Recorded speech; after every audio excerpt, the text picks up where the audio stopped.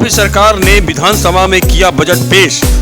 गोरखपुर बसपा के पूर्व महापौर प्रत्याशी एवं व्यापारी नेता नवल किशोर नथानी ने बजट को निराशाजनक बताते हुए कहा कि देखिए, बजट तो हर साल आता है और हर साल इस साल भी उत्तर प्रदेश का जो बजट है, कहीं न कहीं उत्तर प्रदेश की जनता के लिए सौभाग्य की बात है कि 7 लाख से ऊपर का बजट हो गया। लेकिन दुर्भाग्य इस बात की भी है कि जो पैसा जनता के हक में जाना चाहिए, जनता की सुख सुविधाओं के लिए जाना चाहिए, वहाँ पर जनता के बीच में वो पैसा नहीं गया।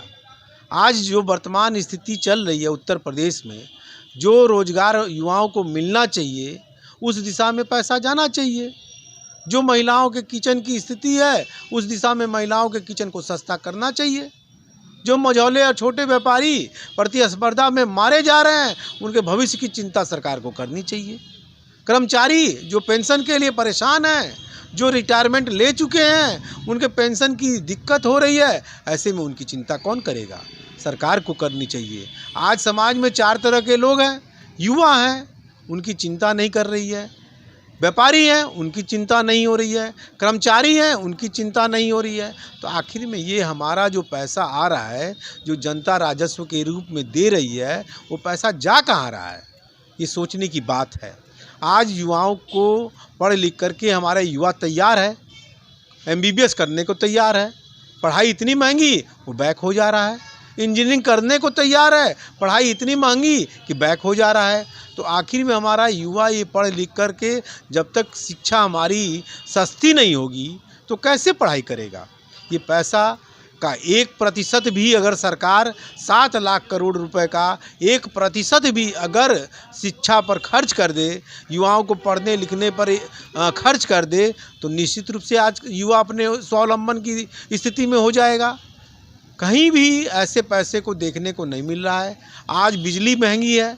क्यों इतनी महंगी है? क्यों सिलेंडर? आज हम कहते हैं सिलेंडर में कितने करोड़ लोग हैं। आज 2 करोड़ परिवार को भी अगर 1000 रुपये का भी सिलेंडर अगर महीने का अगर आपने दे दिया होता फ्री में, तो कम से कम कुछ राहत तो मिलती, किचन सस्ता तो होता। लेकिन पैसा आप दे कहाँ रहे हैं? पैसा केवल आप बनाएंगे मेट्रो से आवागमन बढ़ेगा।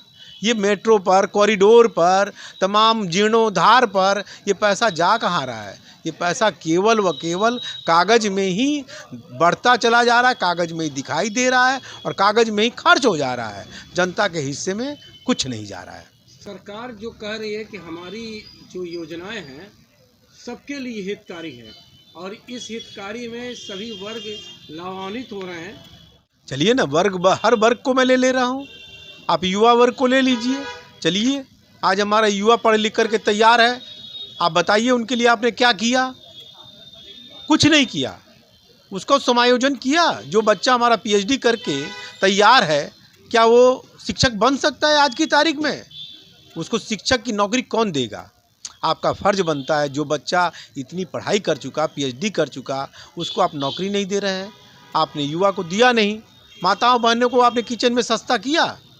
कौन सा आपने योजना दे दिया? आपने माताओं बहनों को भी अगर 1000 रुपये मंथली अगर आप दे देते, किसी भी घर की माताओं बहनों के नाम से 1000 रुपये भी अगर आप दे देते, तो कम से कम किचन सस्ता हो जाता। आपने वो भी काम नहीं किया। आपने पेंशन प्रथा पे कुछ सोचा? दूसरे प्रदेश में पेंशन प्रथा चालू हो गई, क्यों नहीं सोचा उत्तर प्रदेश में?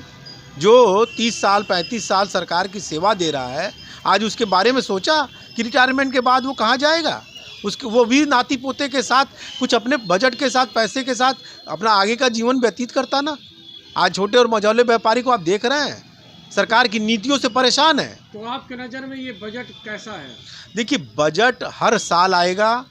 पैसे का समायोजन जनता को ज़मीन पर क्या मिल रहा है वो देखने में आता है। जनता को ज़मीन पर जब तक पैसा नहीं देंगे और मूलभूत जो उनकी ज़रूरतें हैं, आवश्यकताएं हैं, उसके लिए सरकार को राजस्व मिलता है, उस पर खर्च होना चाहिए। जनता की सुख सुविधाओं को देख करके वो पैसा जनता के ऊपर खर्च करना चाहिए, न कि कागजी में केवल खर्च करके पैसे को 7 लाख करोड़ जैसे वॉल्यूम को 2 मिनट में खर्च करके दिखा दिया गया। ये जनहित में निराशाजनक एकदम बजट रहा है। इसमें कहीं भी जनता के हक में कुछ भी देखने को नहीं मिला।